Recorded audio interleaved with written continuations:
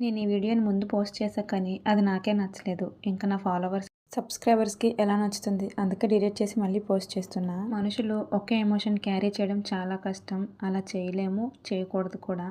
ఇంక వీడియోలోకి వద్దాం. పండగ రోజు పంతులు గారికి పెద్దల పేర్లు చెప్పి పొత్తలిస్తారు కదా! దాన్ని నేను ముందు రోజే రెడీ చేసి ఉంచేశాను. పొద్దున్న లేచి చూస్తే 3 అవ్వకముందే లేచాను.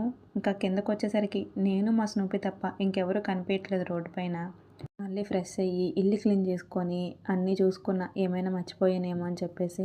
నేను మర్చిపోయినా గుర్తు చేయడానికి ఎవరో ఒకరు ఉంటారు. దానికి భయం లేదు కానీ, ఇంకా పంతులు గారు 4:30 అయిందేమో వచ్చారు. వచ్చేసాక మా మావయ్యలిద్దరూ ఇంకా పత్రికలైతే ఇచ్చేశారు పెద్దల పేర్లు చెప్పేసి. ఇంకా అదయ్యాక ఇంట్లో దీపం పెట్టుకొని వంట స్టార్ట్ చేశాము. ఎప్పుడు లేనిది ఈసారి వంట కూడా చాలా తొందరగా 8:30 అయ్యేసరికి అయిపోయింది. ఇంకా 1, 2 మిగిలిపోయి ఉన్నాయి.